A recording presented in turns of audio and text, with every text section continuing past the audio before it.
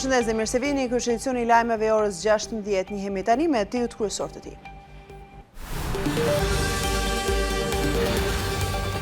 Vrasja e Liri Dona Ademaj dënohet me burgim të përjetshëm i shoqin ai Murseli, u akuzua se planifikoi dhe urdhëroi krimin. Kryeministri Edi Rama pranon problemet me sigurinë ushqimore dhe deklaron se standardet nuk negociohen.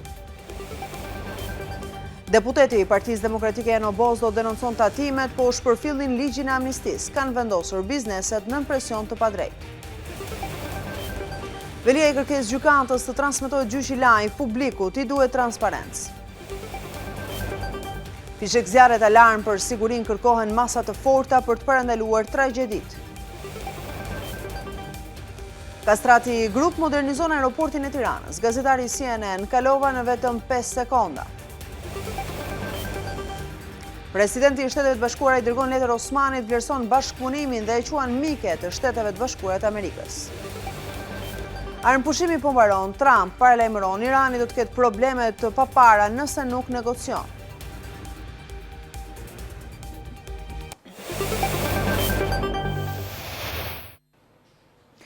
Në gjykatën themelore të Prishtinës është shpallur vendimi ndaj 3 akuzuarve për vrasjen e Liri Dona Ademajt. Bashorti i saj, Naim Murseli dhe Granit Plava u dënuan me burgim të përjetshëm, ndërkaq që i akuzuari i tretë, Kushtrim Kokalla, është dënuar me 30 vite burgim. Naim Murseli është shpallur fajtor për organizimin dhe vrasjen e bashortes së tij në sy të fëmijëve.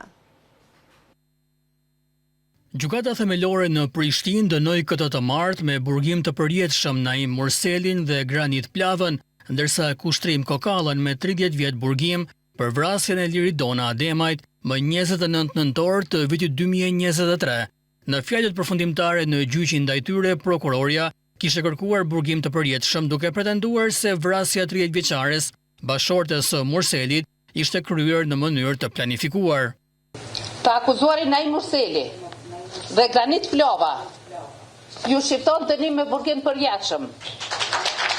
Të akuzuarit Kushtrim Kokalla i shqiptohet dënim me burgim në kozgjati prej 30 vite.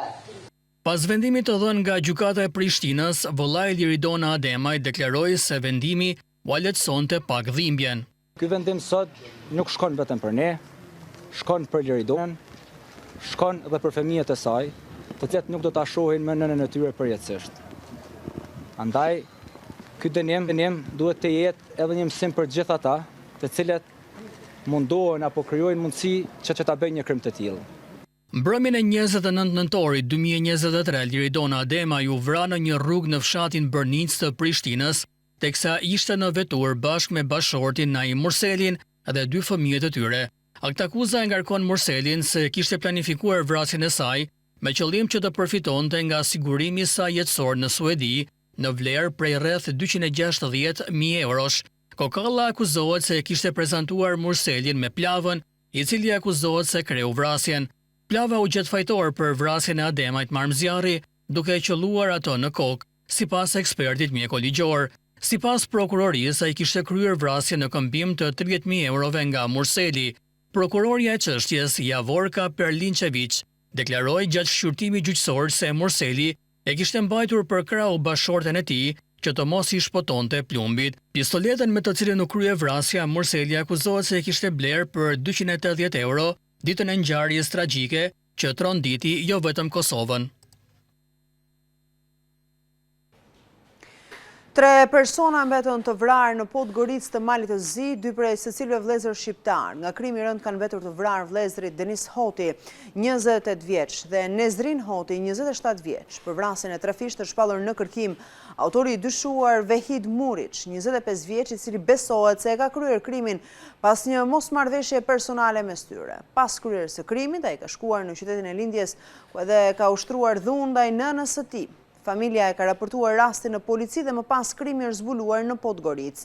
Mediat në Malin e Zi shkruajnë se krimi dyshohet të jetë kryer gjatë natës në një apartament me qira. I dyshuari sipas policisë vrau 3 shokët me të cilët ishte në Podgoricë duke punuar në një kantier ndërtimi. Autoritetet po zhvillojnë një operacion të gjerë kërkimi për kapjen e të dyshuarit, ndërsa hetimet vijojnë për zbardhjen e plotë të rrethanave të kësaj ngjarje të rëndë.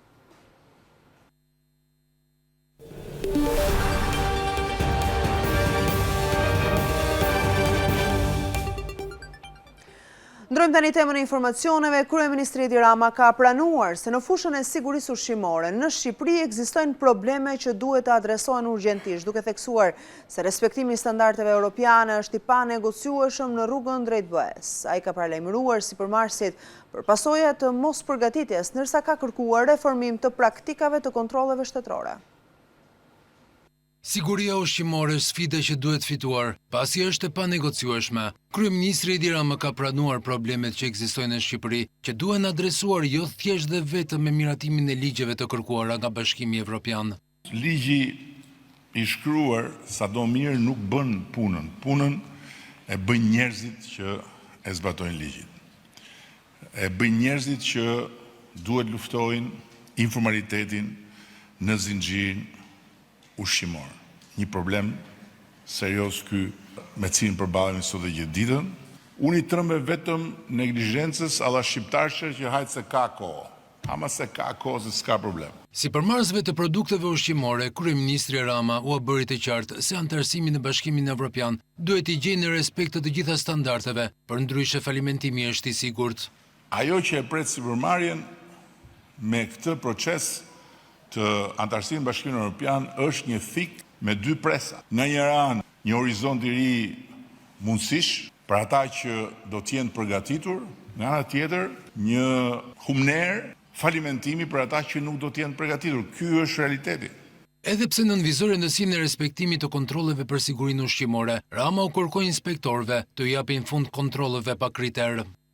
Ndërtimi i një kulture dhe i një praktike kontrollesh zyrtare në bazë risku për t'i dhënë fund një herë mirë në të gjithë inspektoriatet traditës së vjetër edhe të shëmtuar të kontrolleve të befasishme të iniciuara nga vetë inspektorët, të cilat janë një shëmtie e vërtet. Ambasadori Silvio Gonzato theksoi se siguria ushqimore është shumë e rëndësishme për integrimin e Shqipërisë në Bashkimin Evropian dhe tregun e përbashkët.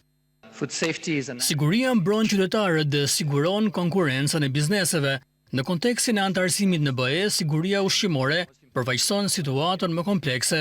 Ecuria nuk matet vetëm me qëllimet apo miratimin të legjislacionit, por me funksionimin e sistemeve dhe inspektimeve efektive. Siguria ushqimore është pjesë e kapitullit 12 negociues me Brukselin, ndërkohë që për Bashkimin Evropian është një ndër më të rëndësishmet. Kryetari i Partisë Demokratike Sali Berisha akuzon kryeministrin Rama se ka fshehur pjesëmarrjen e tij në samitin e fundjavës së kaluar në Spanjë, të organizuar nga George Soros.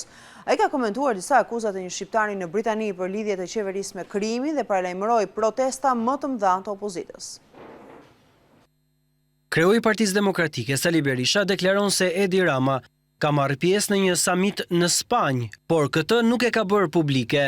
Sipas shefit të Selis Blu, Rama e fsheu faktin sepse aktiviteti në fjalë është mbështetur nga George Soros. Çfarë emri mund t'i vini ju një kryeministri tillë që fsheh pjesëmarrjen e tij në një samit ndërkombëtar dhe shet se ishte për një vizitë zyrtare në Spanjë? A mund ta quani këtë një burrec, një langaraq, por mundet edhe një prostitut amorale politike? Samiti në cilin u paraqit, siç deklaron udhëheqësi i majtës botërore ekstreme Alexis Soros, ishte organizim i tij. Je në foto, kujt ja fshet ti këtë?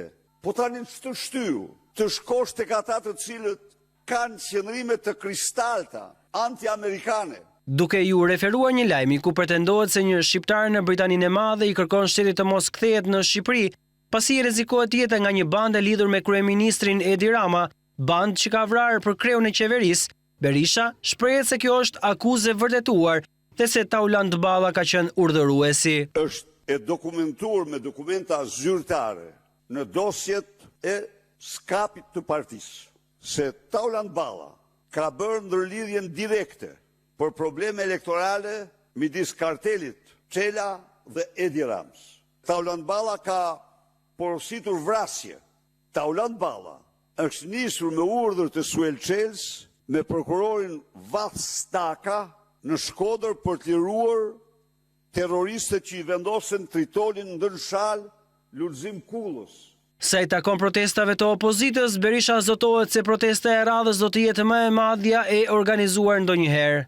Protestet e fundit janë përdor helme me rrezik të lartë, janë përdor granata, janë përdor pluma gome, janë përdor vërbues ariu, janë hedhur nga taracat shishe molotov në mes të protestuesve. Janë hedhur nga taracat me dishmitar, të gjitha këto.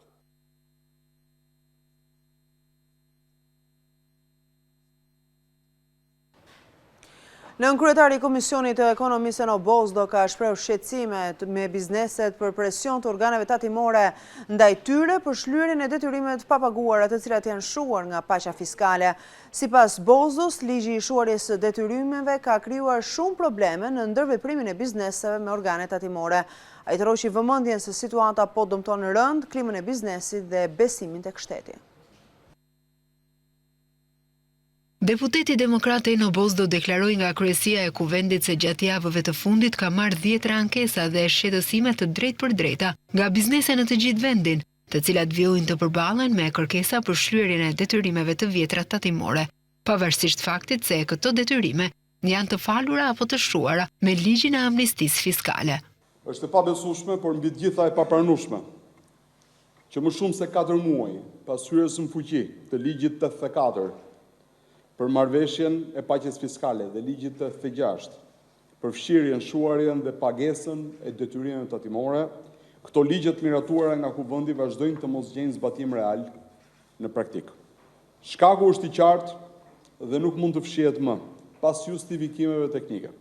Ministria e Financave nuk ka përmbushur detyrimin e saj ligjor për të nxjerrë aktet në ligjore të domosdoshme për zbatimin e këtij ligji. Ky mosveprim i qëllimshëm ose i papërgjegjshëm ka krijuar një situatë absurde dhe të rrezikshme, ku ligji ekziston vetëm letër, ndërsa administrata tatimore vazhdon të veprojë sikur ai të mos ishte miratuar kur.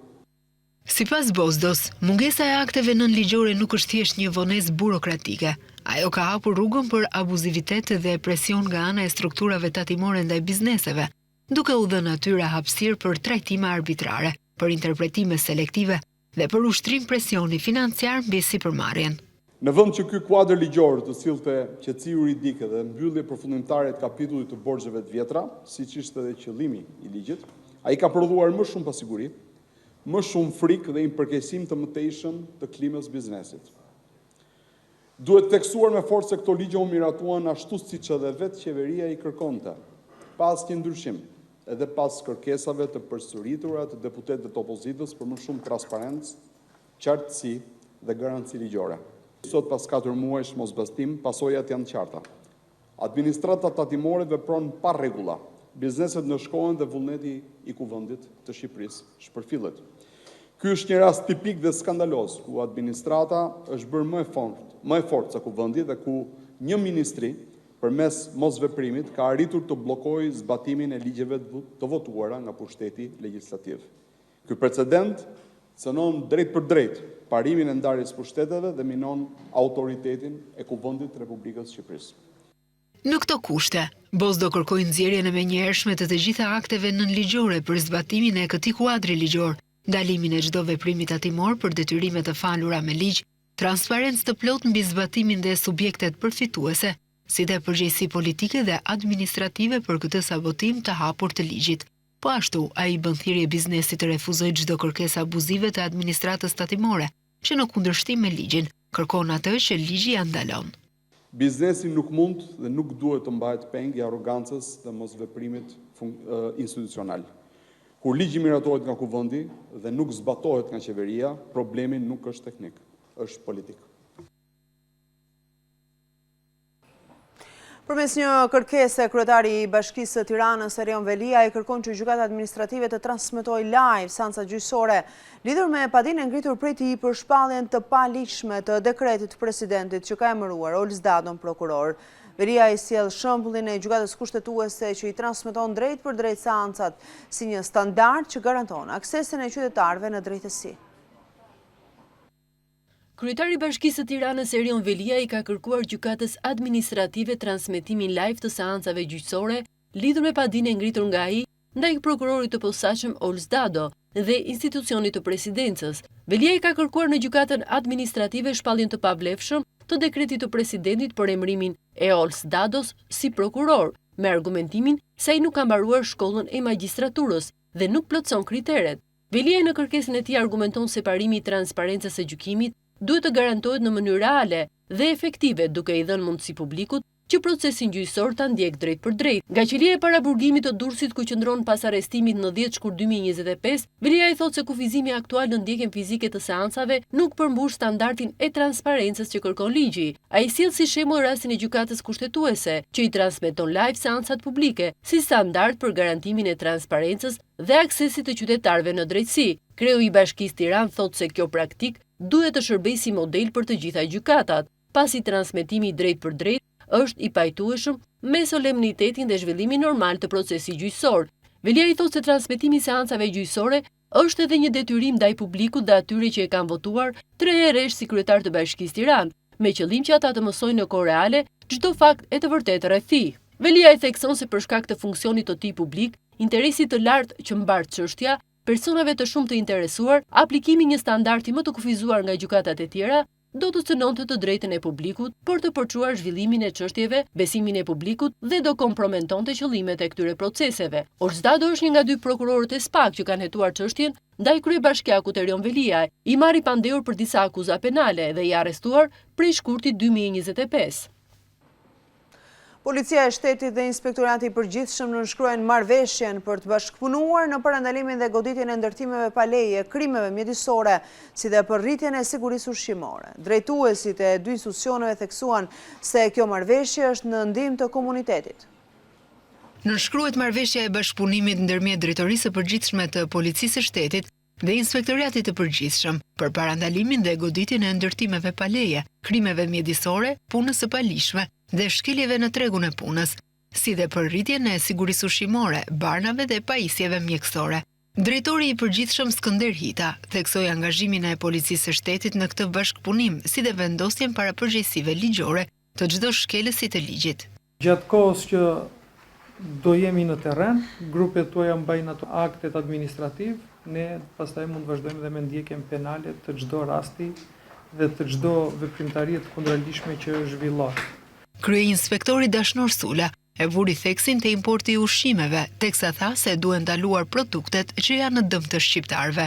Subjektet e caktuara të cilët shkelin ligjin dhe janë paligjshmëri të plot, do duhet që edhe duke filluar nga inspektoratet, por në mbështetjen e fuqishme të policisë së shtetit, do duhet që ne të parandalojmë të gjithë elementet keqbërës të cilët tentojnë të sjellin në Shqipëri nëpërmjet importit të tyre ushqime të cilët janë në dëm të shëndetit të qytetarëve.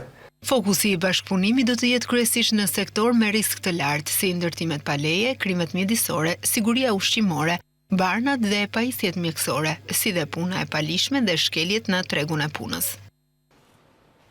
Bëjmë tani një shkëputje publicitare, kthehemi pas pak.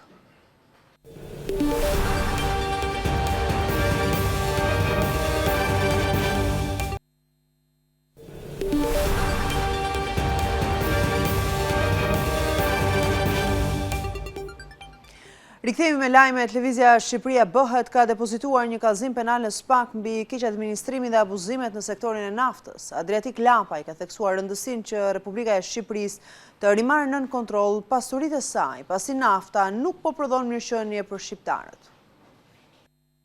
Lëvizja Shqipëria bëhet ka depozituar një kallëzim penal në SPAK mbi keq administrimin dhe abuzimet në sektorin e naftës. Përfaqësues të Shqipëria bëhet kërkojnë hetim për shpërdorim detyre, shkatërrim prone dhe ndotje të ujit, ajrit dhe tokës.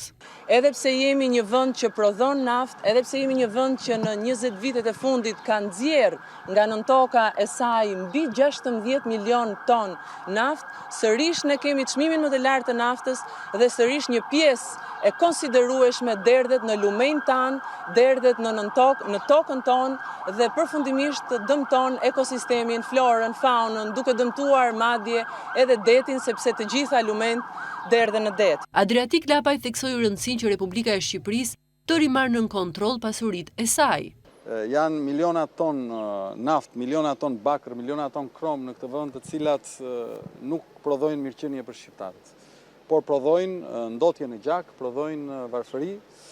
Për pasoj, na duhet absolutisht Republika e jonë të bëjë çdo gjë për të rimarrë burimet natyrore nën kontroll dhe pasuria e këtij vendi të shkojë për qytetarët, të shkojë për shkollat, rrugët, spitalet e merat.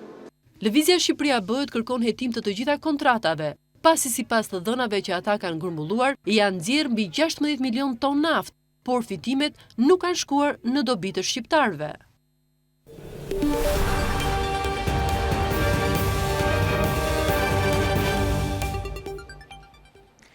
Dy të rinë në Tepelen u plagosën rënd nga një shpërthim me lëndë plasëse të dyshuar tritol. Ngjarja ka ndodhur në fshatin Mamaj të Tepelenës, ku dy shokët Giuliano Sala dhe Lisien Shehu ishin së bashku pas një kapsole pranë banesave të tyre, ku edhe ka ndodhur shpërthimi. 28 vjeçari Giuliano Sala dyshohet se lënda plasëse i ka shpërthyer në duar, ku edhe ka humbur gjymtyrët e sipërme. Nga shpërthimi u plagos edhe 34 vjeçari Lisien Shehu, i cili ka plagë të shumta në kokë dhe në fytyrë. Dy të rinj u dërguan fillimisht për ndihmë mjekësore në spitalin e Gjirokastrës dhe për shkak të gjendjes së rëndë shëndetësore u transportuan me urgjencë në spitalin e traumës në Tiranë. Burimet bëjnë me dije se lënda plasëse do të përdorej për të peshkuar, pasi në kasole u gjet edhe një fitil. Megjithatë, priten forcat gjenjere për të kryer kontrolle brenda kasolles nëse ka ose jo municione të tjera.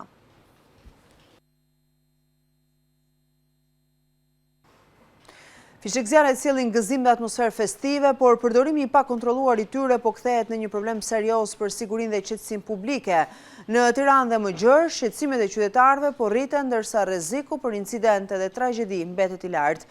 Mjafton të kujtojmë 2 tragjedi të muajve të fundit me 10 viktima në Zvicër dhe Maqedoni, për të ndërgjegjësuar se shteti duhet të veprojë sa më parë dhe me përgjegjësi të plotë.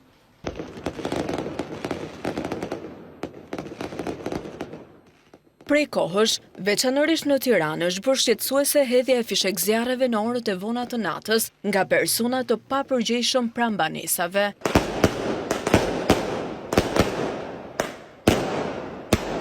Ky fenomen, përveç se për shqetësim publike dhe pushimin e qytetarëve, përbën edhe një rrezik real për sigurinë. Banorët të zonave të ndryshme raportojnë zhurma të forta që shperzgjasin deri në mesnatë, duke krijuar stres, ankth dhe shqetësim, sidomos për familjet me fëmijë të vegjël dhe të moshuarit. Për më tepër, përdorimi i pakontrolluar i fishekzjarreve në ambiente urbane shton ndjeshëm rrezikun për shpërthim zjarresh, sidomos në zona të dendura me ndërtesa. Ngjarje tragjike të lidhura me përdorimin e pakujdesshëm të mjeteve piroteknike janë regjistruar edhe në vende të tjera të botës, duke treguar se pasojat mund të jenë fatale, siç ishte tragjedia e Crans-Montanës me 40 viktima dhe 10 të plagosur, apo në klubin e natës në Koçan të Maqedonisë së Veriut, ku humbën jetën 59 të rinj dhe u plagosën 10 të tjerë. Këto janë 2 raste tragjike që duhet të shërbejnë si një paralajmërim serioz për institucionet dhe shoqërinë. Qytetarët kërkojnë ndërhyrje të menjëhershme nga autoritetet për të forcuar kontrollin dhe për të ndëshkuar shkelësit, si dhe për të rritur ndërgjegjësimin publik mbi rreziqet që sjell përdorimi i pakontrolluar i fishekzjarreve. Unë atë mendim kam. Ndihemi të rrezikuar dhe Zoti na ruaj. Po shteti duhet të marrë mos atje, unë se në loj. Shkaktojnë ato, të papërgjegjsh kuptohet, varet ku hidhet, si me dhe kush i përdor, si qështë. Shteti duhet marrë, duhet në policia, rendja, ato që merren me trajtimin e këtyre problemeve. Shkaktojnë që keme të zjarët. Fasadat po, fasadat janë të rrezikuara. Soldadës, kush i menaxhon këta, kush i jep urdhër për këto gjëra. Nuk është gjë e mirë. Jo janë nga çadane, jo janë fëmija. Nga këto kanë ardhur gjithë zjarret, pallati një ashtu. Nuk e patë eksperiencën që ndodhi para një jave u dogjën. Kush do të marri shteti, kush tjetër? Shteti që është shtet, më falë për shprehjen, mos ta pika. Për frikë janë, çfarë themi? Por nuk duhet tregtohen fishekzjarre në për dykane. Policia duhet të jobis, sepse forcat e rendit duhet të jenë gatishmëri. Kujtohet kam qenë i vogël, kur do që barë sahati. Nga fishekzjarret do që kështu që janë të rrezikshëm. Po zakonisht shteti i bë këto, duhet pusi këto lëndë plasë shumë forta. Fishekzjarret nuk janë thjesht një mjet argëtimi, sepse ajo që nis si fest mund të përfundojë në tragjedi brenda pak sekondash. Prandaj, është e rëndësishme që shteti të veprojë sa më parë dhe me përgjegjësi të plotë, në mënyrë që dritat e festës të mos kthehen në flak që rrezikojnë sigurinë dhe jetën e njerëzve e të mos shkaktojnë tragjedi. Një restorant në parkun kombëtar të Qafshtamës është përfshirë nga flakët mëngjesin e kësaj të martë duke u shkëmbuar në një pjesë të mirë të sipërfaqes së tij. Zjarri është përhapur me shpejtësi në të gjithë godinën, ndikuar nga era e fortë dhe materiali prej druri në të cilin ishte ndërtuar tavani dhe një pjesë e strukturës së lokalit dhe pavarësisht ndërhyrjes së zjarfikësve restoranti është shkëmbuar. Ky biznes i ndodhur fare pranë burimit Nëna Mbretëresh është në pronësi të shtetasit Bukurosh Balliu dhe fatmirësisht nuk raportohet për persona të lënduar. Paraprakisht dyshohet se shkak për zjarrin mund të jetë bërë një shkëndijë elektrike apo një ngarkesë rrufeje.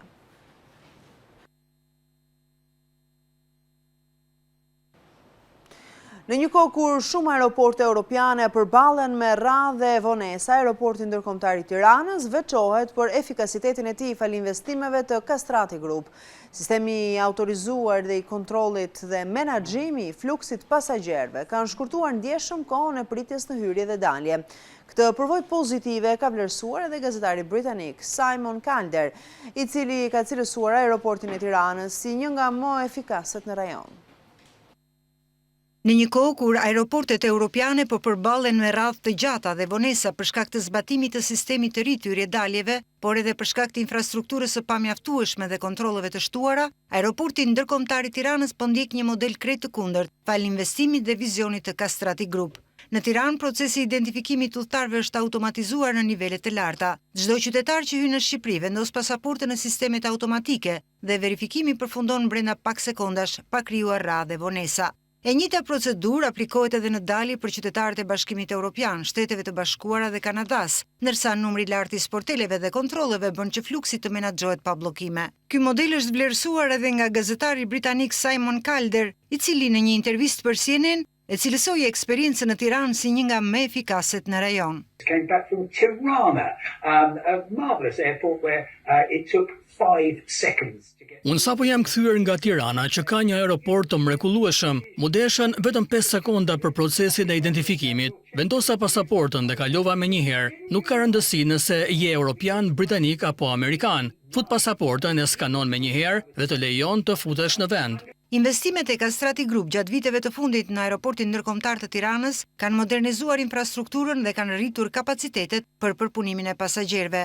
Paralelisht, rritja e numrit të linjave ajrore, veçanërisht të kompanive low cost si Ryanair dhe Wizz Air, e ka kthyer Tiranën në një pikë kyçe për udhëtarët në rajon. Me çmime konkurruese dhe destinacione të reja që shtojnë vazhdimisht, aeroporti po tërheq jo vetëm pasagjerë shqiptar, por edhe udhëtar nga Maqedonia e Veriut dhe Mali i Zi.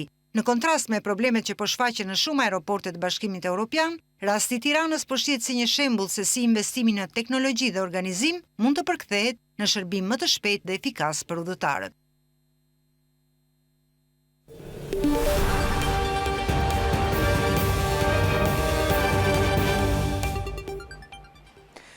Si mëtej, Prokuroria e Fierit kërkon konfiskimin e 5 apartamenteve rreth 17.000 m2 tokë si dhe kuotat e 5 shoqërive aksionere të shtetës italian Hyka, i dënuar në Itali për trafik droge. Hetimi për Hykën ka njësur në korrik të vitit 2025, ku rezultoi se nuk deklaronte të ardhurat dhe nuk i justifikonte ato me burime të lishme. Prokuroria e Fierit përfundoi hetimin pasuror dhe kërkon konfiskimin e 5 apartamenteve, 2 njësi shërbimi, 16.719 m2 tokë ardh dhe kuotat e 5 shoqërive të shtetasit Arian Hyka dhe personave të tjerë të lidhur me të, pasi rezultoi se janë krijuar si pasojë e veprimtarive të dyshuara kriminale. Nga hetimet e nisura që në korrik të vitit 2025, prokuroria arriti të dokumentoj pasuri të pajustifikuara, ku Arian Hyka i ka përfituar të ardhurat përmes aktivitetit kriminal që ka ushtruar në Itali. Ai rezulton i dënuar nga autoritetet italiane për veprën penale, përfitimi të ardhurave që burojnë nga aktivitetet kriminale, drogë dhe sillte në Shqipëri, vlera monetare që buronin nga veprimtaria kriminale në fushën e narkotikëve. Nga hetimi rezulton se Arian Hyka, si ortak i vetëm i një kompanie, ka deklaruar financimin e shoqërisë me një vlerë 100.072.890 lekë, e cila nuk justifikohet me burime të lishme financimi Irani. Nëpërmjet kësaj shoqërie u krijuan edhe shoqëritë e tjera të shpërndara midis anëtarëve të familjes së tij. Po ashtu, rezultoi se janë kryer veprime fiktive me qëllim justifikimin e kësaj shume monetare, të cilat nuk mbështeteshin në mundësitë reale financiare për marrjen e kësaj shume nga burimet e lishme. Përkundrazi, evidentohet se shumica e veprimeve janë kryer jashtë sistemit bankar, në kesh dhe nëpërmjet akteve jo notariale, me qëllim shmangjen e origjinës së lishme të fondeve të investuara në shoqëri.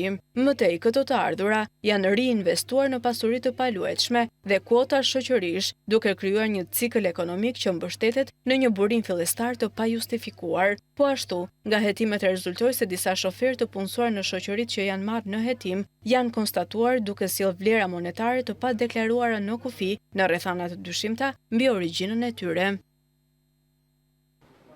Çmimi i lartë i naftës dhe konkurenca e pandershme po dëmton linjat e transportit ndërqytetas në Berat, të cilët kanë reduktuar flotën e autobusëve.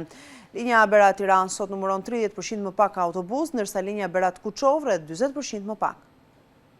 Rritja e çmimit të naftës si dhe operimi i taksive të palicencuara po dëmton linjat e transportit në Berat, sidomos ato ndërqytetase. Në të vetmin terminal të qytetit, autobusët e linjave ndërqytetëse, si Tiranë, Durrës, Vlorë, Kuçov e të tjerë, qëndrojnë për orë të tëra në pritje të pasagjerëve, por shpesh detyrohen të udhëtojnë me pak pasagjerë apo të mos nisen. Shoferët shprehen se kanë reduktuar flotën e autobusëve, ku linja Berat-Tiranë sot numëron rreth 30% më pak autobus, linja Berat-Kuçov rreth 40% më pak.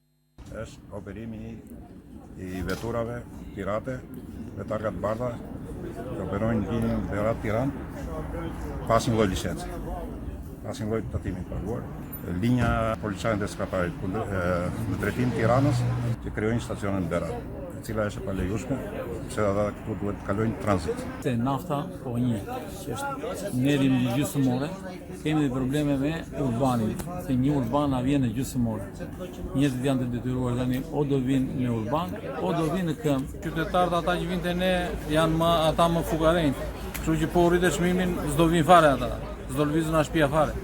Shoqëritë e transportit të udhëtarëve të çdo linje ndërqytetëse apo dhe linjat që lidhin qytetin me fshatrat u bëjnë thirrje autoriteteve përgjegjëse të verifikojnë taksit që operojnë pa licencë dhe të ndërshkohen sipas ligjit në fuqi. Furgonat sipas ligjit të shtetit do të ikin plot dhe të vinë bosh, ose do të ikin bosh dhe të vinë plot. Tani nuk e di, shteti nuk merr masa as për taksit e vogla, të pa licencuar. Vemi Kuçov, ai vjen në Tirana, vjen bosh, ai ndalon sipas shefit, vjen furgoni çdo stacion urbani. Ne nuk po përballojmë postat e shkencimit, jemi falimentuar. Policia bashkiake e Beratit jashtëkamerës pohon për News 24 se janë vëritur shkelje nga ana e shoferëve që nuk janë pajisur me targa të verdha, raste që sipas tyre janë dëshkuar.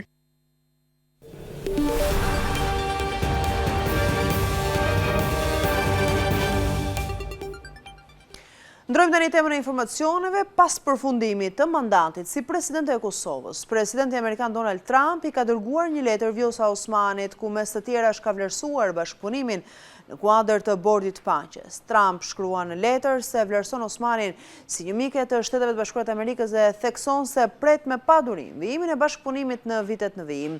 Kemi arritur shumë së bashku në një periudhë të shkurtër kohore, veçanërisht bashkëpunimin ton në kuadër të bordit paqes. Pjesëmarrja e Kosovës në këtë nismë premtuese do të luajë një rol të jashtëzakonshëm në përfundimin e konflikteve në mbarboten, duke promovuar njëkohësisht lirinë dhe mirëqenien për dy popujt tanë. Po lini pas një trashëgimi të rëndësishme që do të formësoj të ardhmen e vendit tuaj, rajonit Ballkanit dhe me gjithë Europës.